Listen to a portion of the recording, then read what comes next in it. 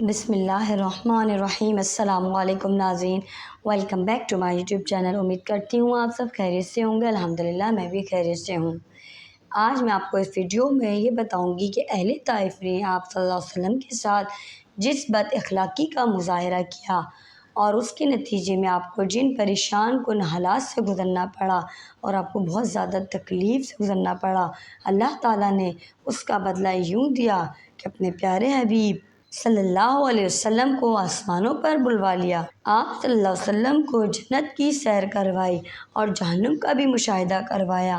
وہ تمام چیزیں جو پہلے پردہ غیب میں تھیں انہیں سامنے دکھا کر اپنے نبی کو تسلی دی کہ وہ حق اور سچ پر ہیں۔ پوری جرأت و استقامت سے اسی راہ پر ڈٹے رہیں۔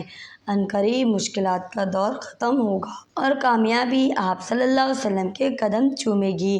اللہ کے رسول صلی اللہ علیہ وسلم کو معراج خواب میں نہیں ہوا، بلکہ آپ کو جسم مبارک سمیت بیداری کی حالت میں ایک خاص سواری براق پر سوار کر کے پہلے مکہ مکرمہ سے بیت المقدس لے جایا گیا، پھر وہاں سے آسمانوں پر لے جایا گیا۔ براق اتنا تیز تھا کہ جہاں اس کی نظر جاتی وہاں اس کا قدم پڑتا تھا۔ آپ صلی اللہ علیہ وسلم جب بیت المقدس پہنچتے ہیں تو وہاں سارے انبیاء صفے باندھے آپ کے انتظار میں ہیں۔ اللہ کے رسول صلی اللہ علیہ وسلم تمام انبیاء کی امامت کرواتے ہیں، ان کو نماز پڑھاتے ہیں۔ اس طرح آپ کو امام الانبیاء ہونے کا مقام و مرتبہ حاصل ہوتا ہے۔ یہ صحیح بخاری کی حدیث ہے۔ اسی رات آپ کا سفر بیت المقدس سے آسمانوں کی طرف شروع ہوا اور آپ کو ساتوں آسمانوں کی سیر کروائی گئی۔ جبرائیل علیہ السلام آپ کے ساتھ تھے۔ پہلے آسمان پر جب وہ پہنچے تو وہاں سیدنا ابوالبشر آدم علیہ السلام سے ملاقات ہوئی۔ دوسرے آسمان پر سیدنا یحییٰ علیہ السلام اور سیدنا عیسیٰ علیہ السلام سے ملاقات ہوئی۔ تیسرے آسمان پر سیدنا یوسف علیہ السلام، چوتھے آسمان پر سیدنا ادریس علیہ السلام، پانچویں آسمان پر سیدنا ہارون علیہ السلام اور چھٹے آسمان پر سیدنا موسیٰ علیہ السلام سے ملاقات ہوئی۔ ساتویں آسمان پر اپنے جد امجد سیدنا ابراہیم علیہ السلام سے ملاقات ہوتی ہے۔ تمام انبیاء کرام نے آپ صلی اللہ علیہ وسلم کو خوش آمدید اور مرحبا کہا، نبوت کی مبارکباد دی اور آپ کی نبوت کا اقرار کیا۔ یہ صحیح بخاری کی حدیث ہے۔ اس کے بعد اللہ کے رسول صلی اللہ علیہ وسلم کو ساتوں آسمانوں سے بھی اوپر سدرۃ المنتہا تک لے جایا گیا۔ آپ صلی اللہ علیہ وسلم نے بیت المعمور کو بھی دیکھا جو بیت اللہ شریف کے عین اوپر آسمانوں سے اوپر واقع ہے۔ اس میں فرشتے اپنے رب کی عبادت کرتے ہیں۔ فرشتوں کی تعداد کتنی ہے یہ تو اللہ تعالیٰ ہی جانتا ہے، مگر اندازہ اس حدیث شریف سے کیا جا سکتا ہے ناظرین کرام، جس میں آتا ہے کہ بیت المعمور میں ہر روز 70,000 فرشتے عبادت کے لیے داخل ہوتے ہیں۔ جو فرشتہ ایک مرتبہ اس میں داخل ہو جاتا ہے قیامت تک پھر اس کی باری نہیں آتی۔ یہ بھی صحیح بخاری کی حدیث ہے۔ اس کے بعد اللہ کے رسول صلی اللہ علیہ وسلم کو اس سے بھی آگے لے جایا گیا اور جنت و جہنم کی سیر کروائی گئی۔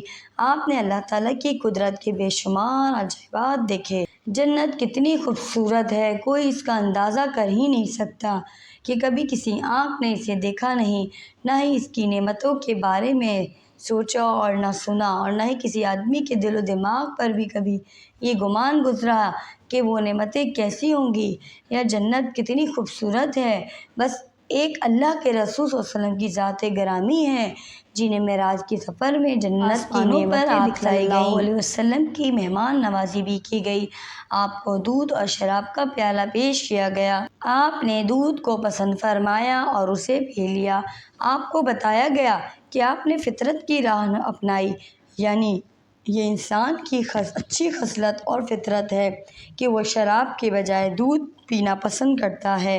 جبرائیل علیہ السلام نے کہا اگر آپ شراب کو پسند کر لیتے تو آپ کی امت گمراہ ہو جاتی۔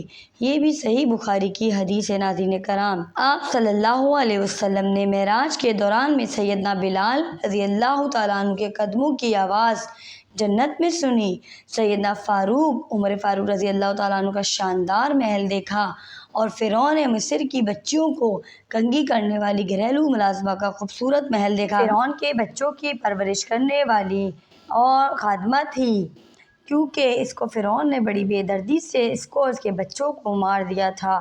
اللہ رب العزت نے اپنے حبیب صلی اللہ علیہ وسلم کی طرف معراج کی سفر میں جو مناسب سمجھا وہی فرمائی اور آپ کو 2 خاص تحفے عطا کیے گئے، سورۃ البقرہ کی آخری 2 آیات اور دن رات میں 50 نمازیں، مگر بعد میں اللہ تعالیٰ نے اپنے بندوں پر رحم فرماتے ہوئے انہیں کم کرتے ہوئے 5 تک لے آیا۔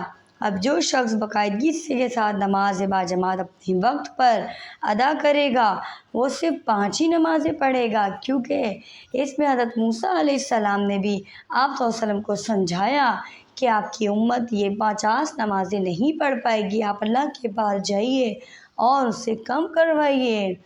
تو آپ صلی اللہ علیہ وسلم جاتے ہیں، اسی طرح 5 چکر میں جا کے جب 5 نمازیں رہ جاتی ہیں تب بھی حضرت موسیٰ علیہ السلام فرماتے ہیں کہ یہ 5 نمازیں بھی آپ کی امت نہیں پڑھ پائے گی، لیکن اس پر آپ صلی اللہ علیہ وسلم کہتے ہیں اب مجھے اللہ تعالیٰ سے حیا آتی ہے اور میں اب نہیں جا سکتا۔ اس لیے اللہ تعالیٰ کے ہاں ایک نیکی کا اجر 10 گنا سے زیادہ کر کے دیا جاتا ہے، تو ایک نماز کوئی پڑھے گا تو اس کا ثواب 10 نمازوں کے برابر ہے۔ یہ حدیث بھی صحیح بخاری اور صحیح مسلم کی ہے۔ اللہ کے رسول صلی اللہ علیہ وسلم کو راتوں رات بیت المقدس اور تمام آسمانوں کی سیر کروا کے واپس مکہ مکرمہ میں ان کے گھر پہنچا دیا گیا۔ اس میں شک نہیں کہ واقعہ معراج اللہ تعالیٰ کی طرف سے بڑی نشانیوں میں سے ایک ہے۔ بلا شبہ اللہ تعالیٰ ہر چیز پر قادر ہے۔ اگلے روز صبح کے وقت جب اللہ کے رسول صلی اللہ علیہ وسلم نے مکہ والوں کو اس واقعے کے بارے میں بتایا، میری قوم کے لوگوں سنو، میں آج رات بیت المقدس اور 7ویں آسمانوں کی سیر کرنے کے آیا ہوں۔ لوگوں نے جب یہ بات سنی تو اکثریت نے اس کو تسلیم کرنے سے انکار کر دیا۔ لوگوں نے آپ صلی اللہ علیہ وسلم سے بیت المقدس کے بارے میں سوال کرنا شروع کر دیے کہ آپ ہم سے بیت المقدس کی کیفیت بیان کریں کہ اس کی شکل و صورت کیسی ہے، اس کے دروازے کتنے ہیں، چھت کیسی ہے۔ اگرچہ ان کی یہ سوالات غیر ضروری تھے، کیونکہ جب کوئی شخص کسی عمارت کو دیکھنے جاتا ہے تو وہ اس کی تمام چیزوں کو نوٹ تو نہیں کرتا، مگر اللہ تعالیٰ نے اپنے نبی کو سچا ثابت کرنے کے لیے بیت المقدس کو آپ کی آنکھوں کے سامنے کر دیا۔ آپ صلی اللہ علیہ وسلم نے اس کی پوری کیفیت اور نشانیاں لوگوں کو بتا دیں۔ ادھر مشرکین کا ایک گروہ سیدنا ابوبکر رضی اللہ تعالیٰ عنہ کے پاس جاتا ہے اور کہتا ہے، اے ابوبکر، آج تو تم اپنے ساتھی کی بات کا ضرور ہی انکار کر دو گے۔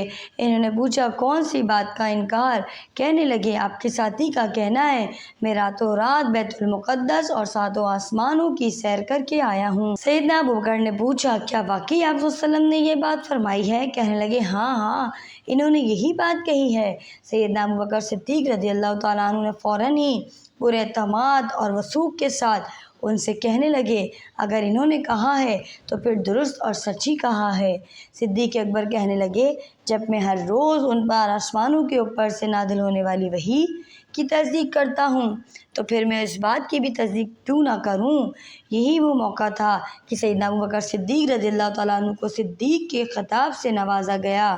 جہاں تک مشرکین مکہ کا تعلق ہے تو انہوں نے اتنی بڑی نشانیاں دیکھنے اور واقعات سننے کے باوجود ان کا انکار ہی کیا۔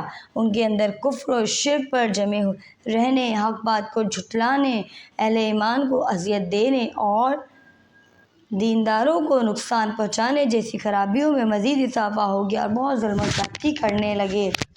ناظرین کرام، اس سے آگے کے واقعات نیکسٹ ویڈیو میں آپ کو بتاؤں گی۔ پلیز لائک، سبسکرائب اور شیئر کرنا نہ بھولیں۔ جزاک اللہ خیرن۔ اللہ حافظ۔